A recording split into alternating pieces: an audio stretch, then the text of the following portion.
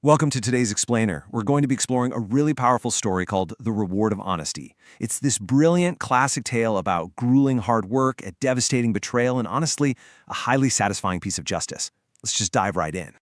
So what actually happens when a rich man steals a poor man's life savings? Well, to answer that, we need to meet our protagonist, Bhushan. Bhushan is a desperate villager living through an absolute nightmare. A severe drought has completely devastated his home. The fields are bone dry, and people are literally yearning for just a single drop of water. Fleeing this crisis, Bhushan packs up and arrives in a new village. He's just looking for a fresh start, Any chance at all just to survive. He eventually finds his way to a wealthy farmer named Jagat Seth. Now, Seth is willing to hire him, but the job is absolutely no walk in the park. Bhushan is tasked with managing 50 cows and 50 buffaloes. Just think about that massive, grueling scale of work for a second. Bhushan agrees to clean the dung and feed all 100 of these animals every single morning and evening. And for this backbreaking labor, his starting salary is just 200 rupees a month, along with 2 free meals. He even has to ask to sleep right there in the cowshed just because he has nowhere else to go. But over the next few years, Bhushan doesn't just do the bare minimum. He tackles this job with absolute honesty and intense dedication. His spotless work actually improves the animal's health, and as a result, they start producing higher quality and higher quantities of milk. Jagat Seth is so blown away by this that he doubles Bhushan's salary to 400 rupees a month. Over several years, Bhushan works so relentlessly that he's finally able to build his own small hut. He even notes how incredible it feels to finally sleep in a real house, away from that constant smell of cow dung.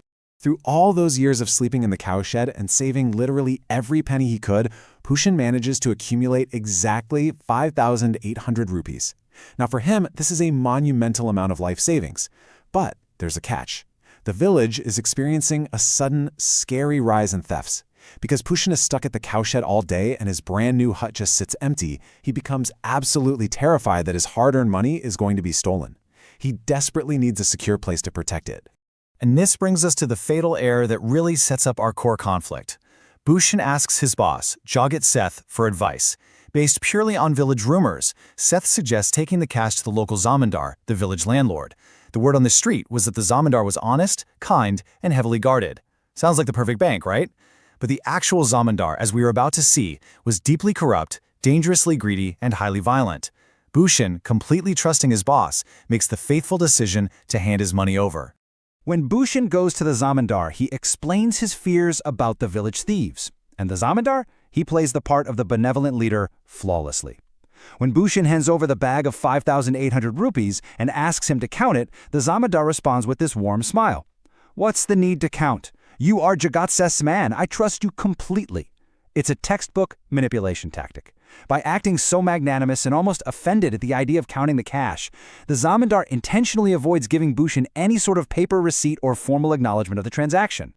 Fast forward 2 years. Bhushan has kept up his honest, hard work, but he's got a new dream now. He realizes that to truly secure his future and become a fully independent man, he needs to buy his own land and farm it himself. To make this happen, he decides it's finally time to withdraw that 5,800 rupees he left with the zamindar for safekeeping, combine it with his recent savings, and buy a plot. But when Bhushan arrives to ask for his money, the trap aggressively snaps shut. The betrayal is incredibly swift. First, the zamindar flat-out pretends he doesn't even recognize Bhushan. Then, he demands to see official stamp paper proof of the deposit, knowing full well he never provided a single shred of it. When Bhushan begs for his life savings, the zamindar flips the script and accuses him of being a fraud trying to extort money.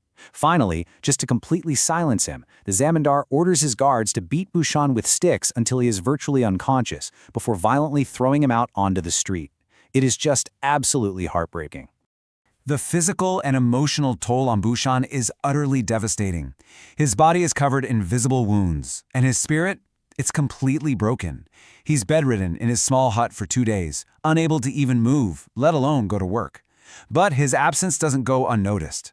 His employer, Jagat Seth, becomes highly concerned that his most reliable, hardworking guy has just vanished, and he decides to make a home visit to check in on him.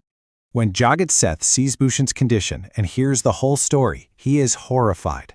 It suddenly clicks for him exactly how the zamindar has been building his immense wealth year after year by preying on vulnerable people like Bhushan. Seth feels this deep, crushing sense of personal responsibility. He tells him, I was the one who told you to go to the Zamindar. The fault is mine too. Right then and there, Jagat Seth vows to right this terrible wrong. He tells Bhushan, I have a plan. And here is the bait. 50,000 rupees. Jagat Seth packs this massive, incredible sum of money into a suitcase and heads straight for the Zamindar's house. Remember, the Zamindar stole 5,800. Seth is walking in with nearly 10 times that amount. He is about to weaponize the Zamindar's own greed right against him. Okay, let's break down this brilliant sting operation step by step, because it is a thing of beauty. First, Seth arrives and tells the Zamindar he's traveling out of state for business and needs a trustworthy person to hold his 50,000 rupees. The Zamindar is practically salivating at this point. Second, just as the Zamindar is agreeing, Bhushan walks into the room, perfectly on cue, totally planned by Seth. Bhushan meekly asks for his 5,800 rupees again. Third, the Zamindar, totally desperate to look like an honest man in front of Seth so he can secure that massive 50,000 rupee prize, immediately apologizes to Bhushan. He blames his guards for the misunderstanding and hands Bhushan his 5,800 rupees right back. And finally, step 4, the trap closes. Yep, the trap springs shut. Bhushan silently takes his hard-earned money and immediately leaves the room.